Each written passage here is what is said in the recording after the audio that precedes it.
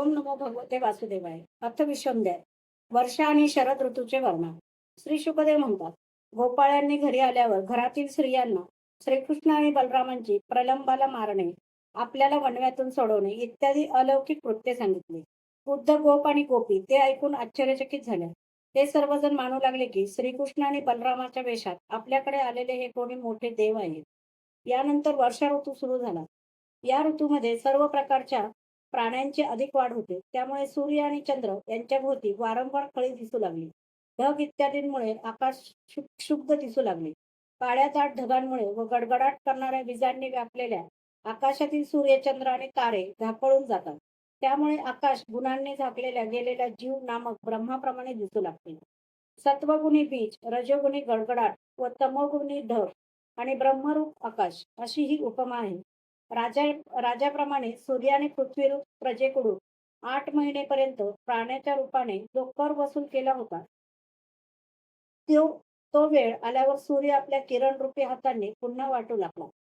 जसे दयाळू लोक दुःखी लोकांसाठी आपले प्राण सुद्धा समर्पित करतात, त्याप्रमाणे विजा असलेले ढग वेगवान वाऱ्याच्या प्रेरणेने प्राण्यांना तृप्त करणारे आपले जीवन पाणी देऊ लागतात.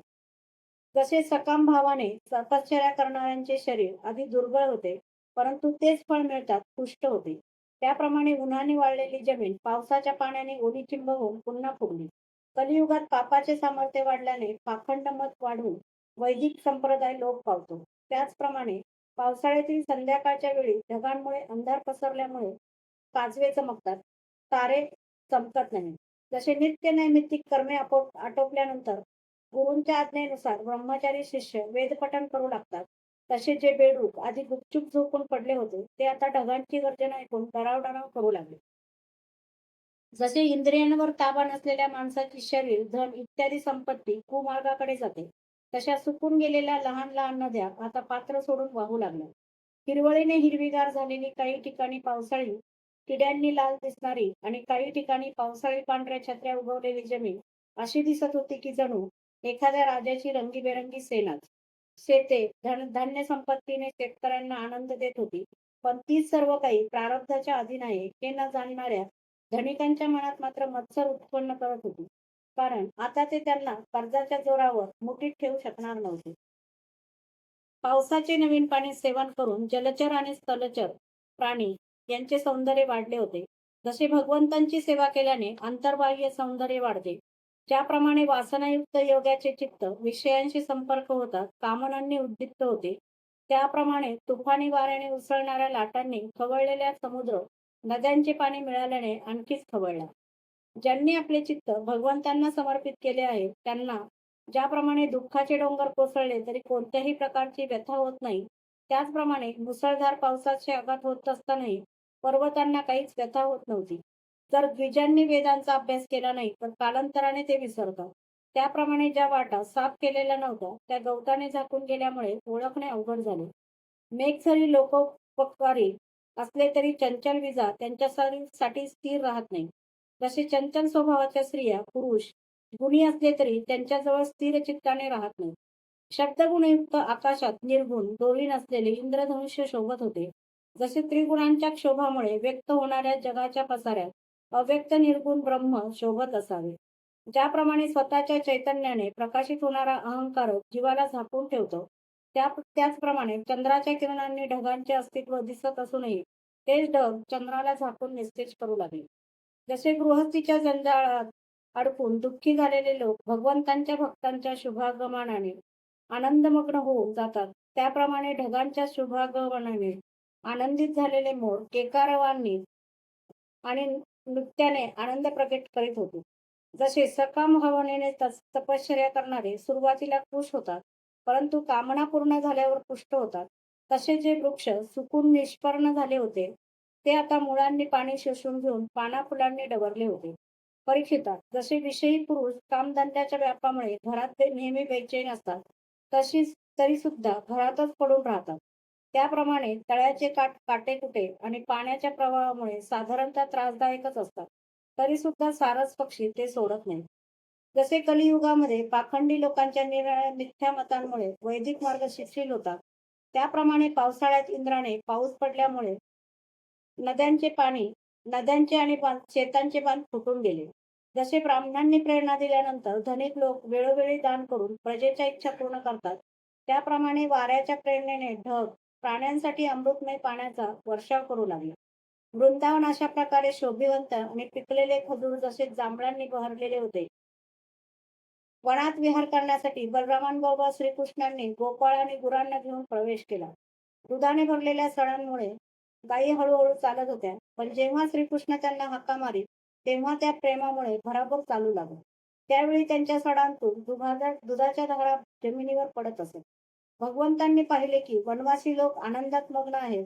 वनराईतून मध गळत आहे, पर्वतातून झुळझुळ आवाज करीत झरे वाहत आहेत आणि त्याचबरोबर पाऊस पडताना आसऱ्यासाठी गुहाही आहेत. जेव्हा पाऊस पडत असे तेव्हा श्रीकृष्ण कधी कधी एखाद्या वृक्षाच्या छायेत जाऊन बसत, कधी कधी एखाद्या गुहेमध्ये जाऊन बसत, तर कधी कंदमुळे व फळे खाऊन गोपाळांबरोबर रमत, कधी पाण्याजवळच एखाद्या शिळेवर बसत आणि बलराम व गोपाळांच्या सह घरून आणलेला दही भात, भाजी चटणी इत्यादींबरोबर खात. वर्षा ऋतूमध्ये बैल, वासरे तसेच दुधाने भरलेल्या सळांच्या भारांनी थकलेल्या गायी पोट भरल्यावर हिरव्यागार गवतावर बसून डोळे मिटून रवंथ करीत असत.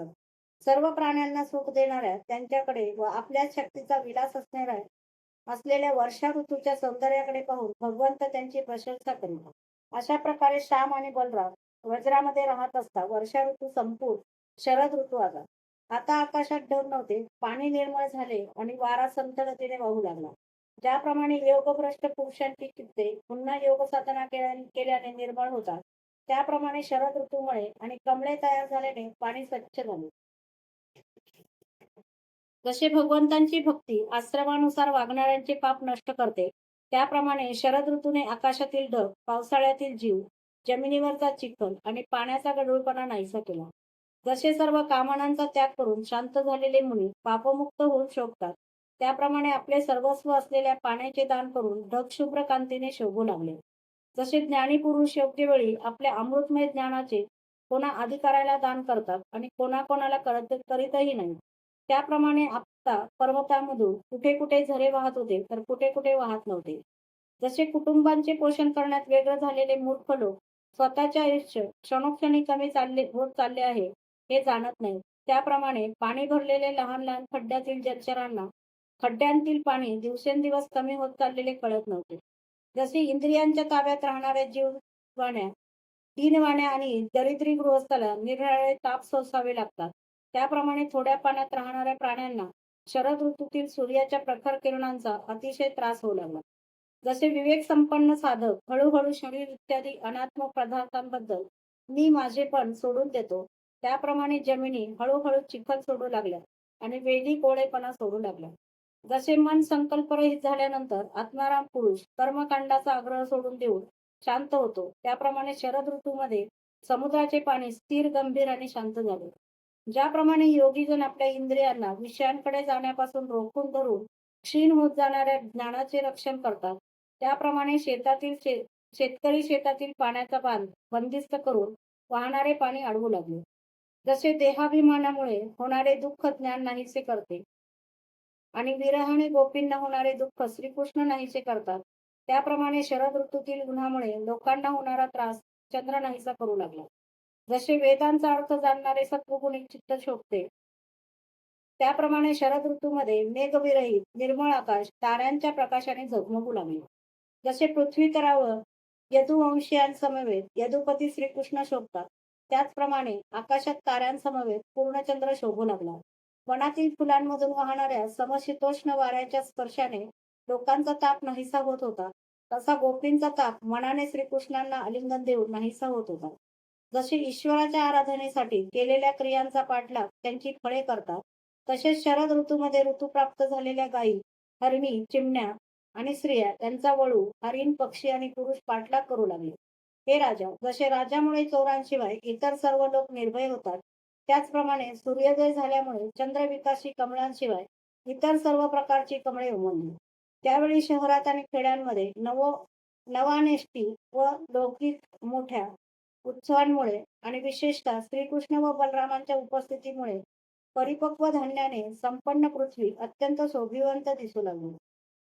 साधना करून सिद्ध झालेले पुरुष जसे योग्य वेळ येताच आपल्या देव इत्यादी शरीरांना प्राप्त होतात, त्याचप्रमाणे व्यापारी, संन्यासी, राजे आणि गुरुकुलातील विद्यार्थी जे पावसाळा असल्यामुळे एकाच ठिकाणी राहिले होते, ते तेथून निघून आपापल्या कामाला लागले.